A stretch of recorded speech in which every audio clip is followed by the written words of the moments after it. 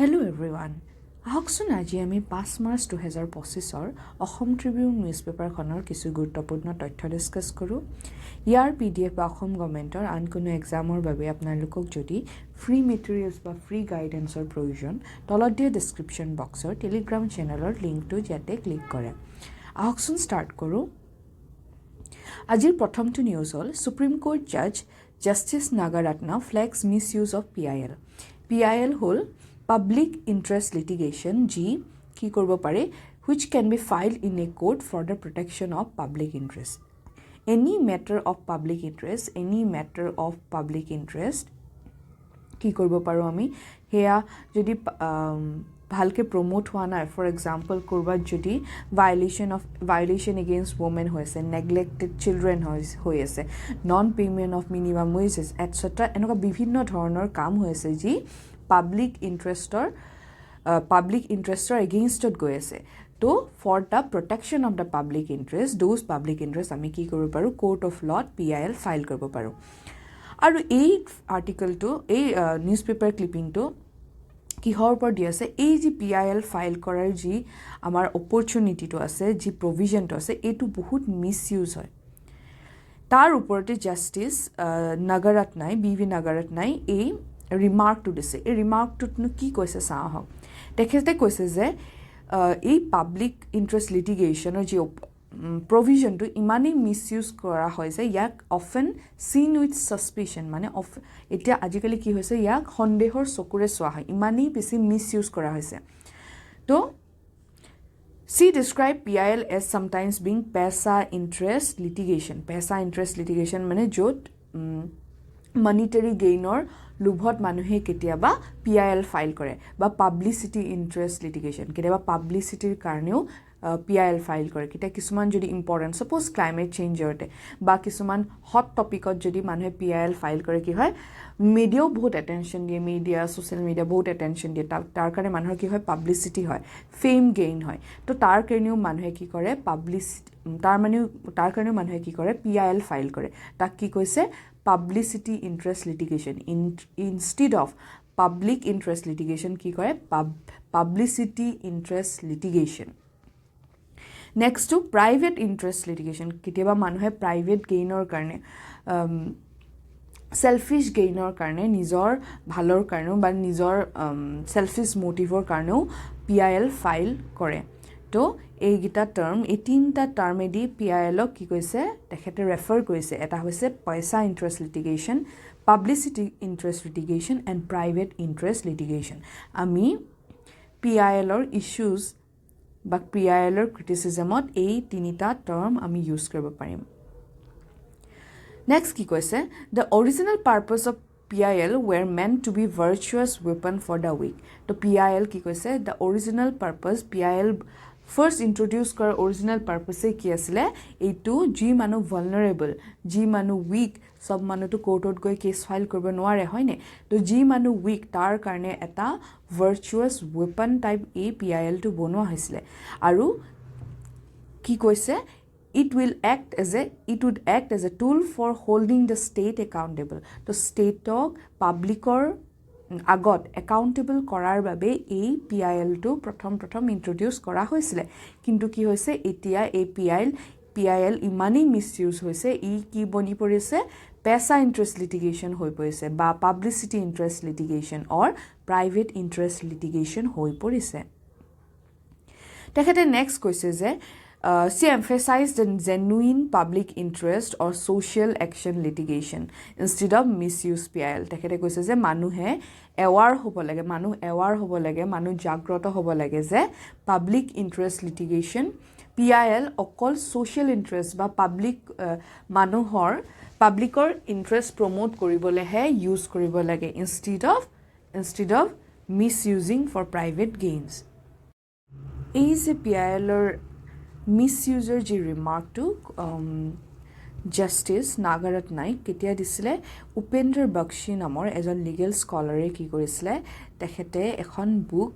Launch কৰিছিলে বুকখনৰ নাম হ'ল law justice society selected works of 𝒂𝒏𝒔 by Oxford university press তো এই বুকখনৰ লঞ্চতে তেখেতে এই PIL ৰ যি মিছইউজ হৈছিলে তাৰে ৰিমাৰ্ক দিছিলে আৰু also recognizing the impact and work of 𝒂𝒏𝒔𝒕 in shaping the legal thought and emphasize the constitution as a tool for justice and transformation. তেখেতে 𝒂𝒏𝒔𝒕ৰ স্কলাৰজনৰ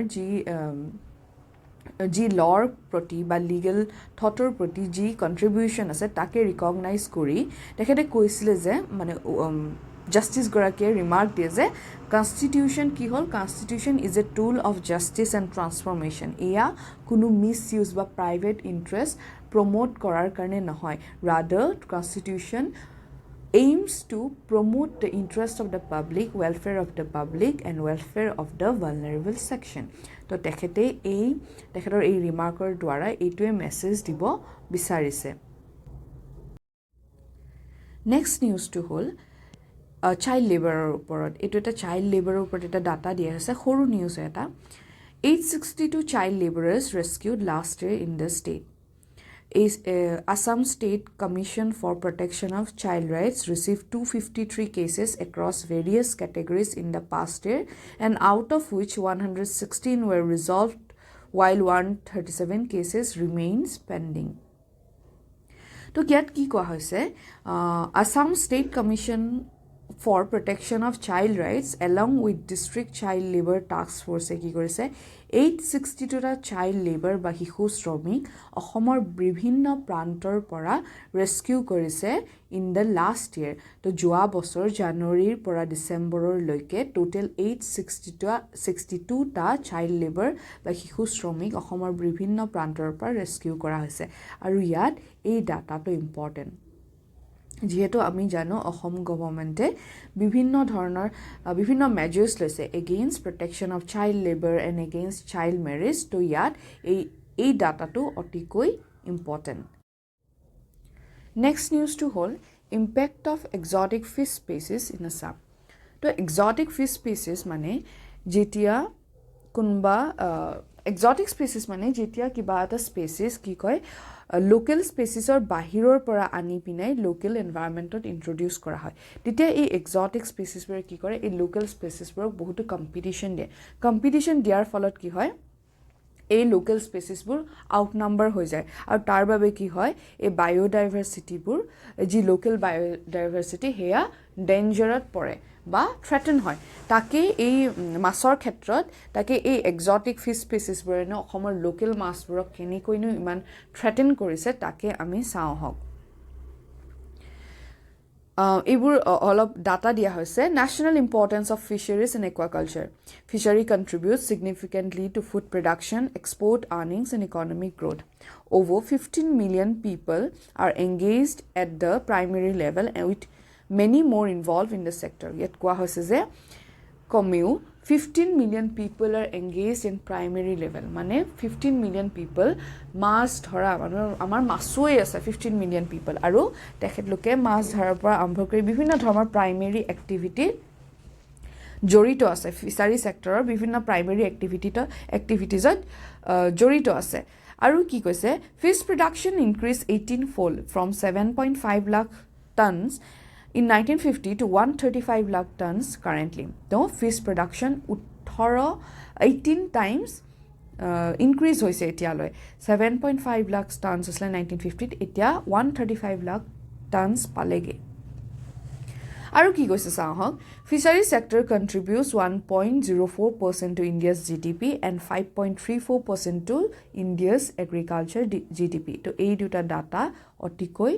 gurutopurno. আৰু কৈছে যে India আৰ্ন 45,000 crore in 2023 to 24 from fish and fishery product exports. তো মাছ আৰু মাছৰ products বিভিন্ন ধৰণৰ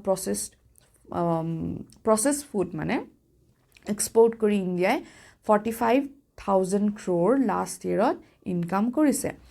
India is the second largest fish producing and second largest aquaculture nation globally, contributing to 6% to global fish production. So India is the second largest fish producing and second largest aquaculture mass poheze tenekwa second largest nation hoy globally aru e 6% to global fish production লৈ ইণ্ডিয়াই contribute কৰে কিমান কৰে 6% এটো এটা important data হয় Next, Assam ভিত্তিক তথ্য কিছুমান চাওঁ হওক Fisheries and aquaculture in Assam. Assam has 5 lakh hectares of surface water resources, rivers, wetlands, ponds and tanks. So, Assamor 5 lakh hectare কি হৈছে 5 lakh hectare area বিভিন্ন ধৰণৰ water resources আছে like rivers আছে, wetlands আছে, ponds আছে, tanks আছে আৰু around 25 lakh people are involved in the fisheries sector. তো Assamor 25 lakh মানুহ এই fisheries sectorত involved আছে river fisheries 2.05 lakh hectare and wetlands 1 lakh hectare contribute significantly to the fish production Assam's wetlands have high biodiversity but are threatened by exotic fish species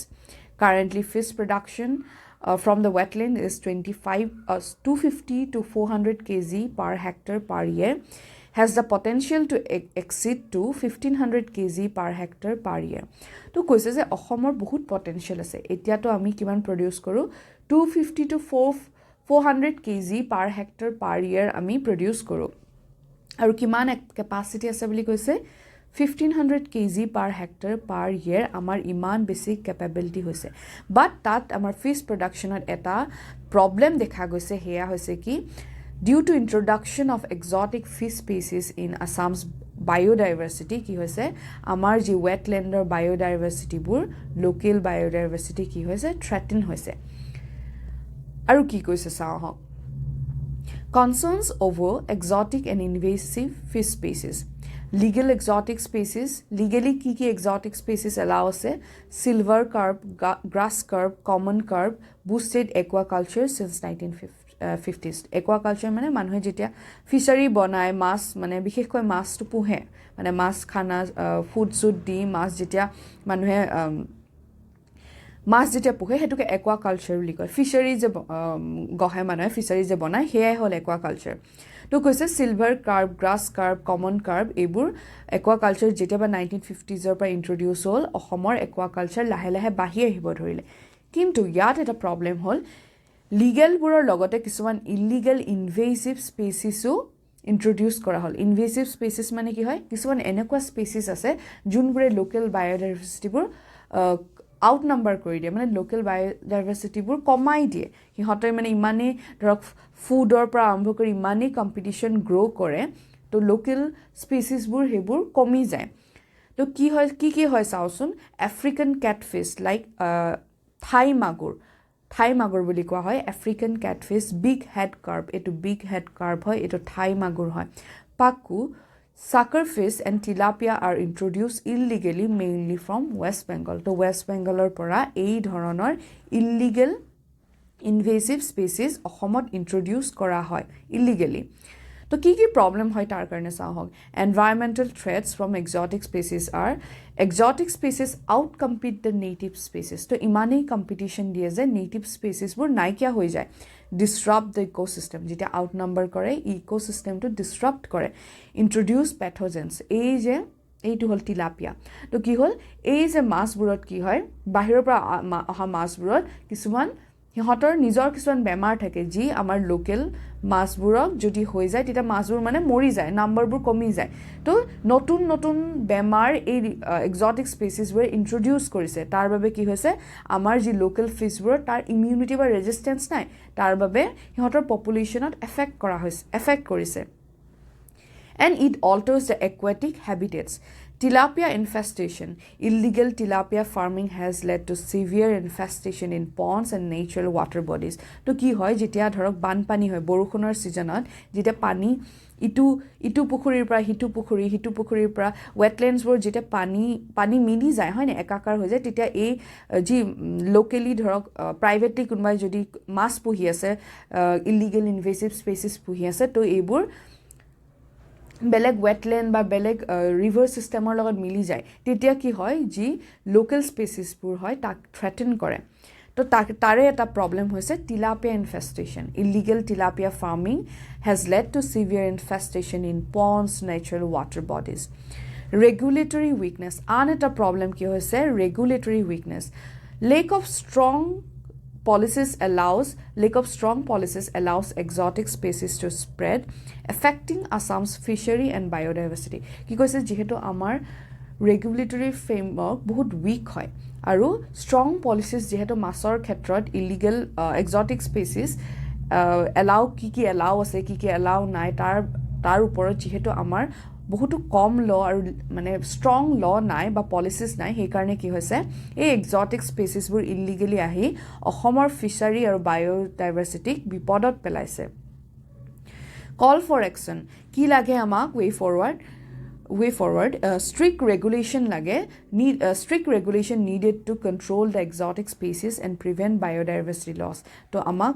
ekdom strict laws lage policies lage jate ei exotic species or ji spread hoise take ami control kori ami biodiversity ji loss hoy tak ami ki koribo paru thik koribo paru Careful selection of fish species for stocking in bill fisheries to maintain pure strains. To koise je billot jodi manuhe bill ba wetlandot manuhe jodi fishery banai teta ki koribo koise this fish species select kori bahut carefully select koribo koise enekwa fish species like tilapia dhorna fish species ba thai magur dhorna fish species bur select nokoribo koise jibure ki hoy invasive junbure local fish burok ki kore endanger kore outnumber kore to maintain pure strains jate ami local species buroku protect koribo paru plus ami ji breeding hoy bahiror species aru local species bur ji breeding hoy heburuku ami prevent koribo paru prevent illegal fish seed imports from Bangladesh via West Bengal to ki hoy Bangladeshor pora via West Bengal hoy ki kore illegal fish seed import kore taku prevent koribo koise Aru ki kibo kase address 7 key risk associated with exotic fish. To hatta bishek thoronor problem risk associated with exotic fish tak ami address koribo korise. Ki hoy sao sona ha ecological threats to ei exotic fish species ber ki hore invasive species as I said ihoti local junbur mas ba prani heburok threat kore invasive species Next key address korbo koise genetic threats hybridization with the native species ki hoy ei jodi invasive species pure local species or logot hybrid kore mane breeding kore tete ki hoy notun eta mutant species eta janmo hoy ji ki kore ji hanikarok to hoye local fish buror karno oti besi hanikarok hoy to Hey genetic threats bur kibo koribo koise address koribo koise environmental impact ecosystem alteration jetia ebur basically mutant mass bur ahi jabo ki hoy jabo amar ji ecosystem normal ecosystem heya ki hobo alter hoy jabo aru biodiversity loss hobo biodiversity imbalance hoy jabo take ki koribo koise tenokwa dhonor concerns bur address koribo koise next to koise exotic pathogens introduction notun bemar masor bemar notun ke introduce hoise kor pora ei exotic fish buror pora next koise food safety and health concerns taku gurutto dibo koise ei risk associated with food safety and health concerns taku address koribo koise financial losses taku address koribo koise and social and livelihood disruptions jetia amar local massbur komi ahibo jetia biodiversity loss hobo tete automatically ki kore amar local ji masoi hokol fishery sector upor dependent ase pukhuri pa mas dhor pa ambho kori bill wetlands bill khal dung bill river নদীৰ পৰা G মাছ ধৰে তেখেতlik G dependent আছে মানে livelihood ফিশাৰী fish সেক্টৰৰ ওপৰত যাৰ livelihood dependent তেখেতলোকক protect কৰিব কৈছে যাতে তেখেতলোকৰ লাইভলিহুড ডিসৰাপশন নহয় কি লাগে কৈছে a well regulated fishery sector is essential to sustain India's position as a global leader while protecting the local biodiversity and livelihood to কৈছে লাষ্টত আমাৰ fishery sector to ki hobo lage well regulated hobo lage amak proper policies lage framework lage aru lage schemes proper schemes and efforts and investment lage jate ami amar fishery sector to aru agbohai tulibo paru as well as ami fish production at global leader hobo paru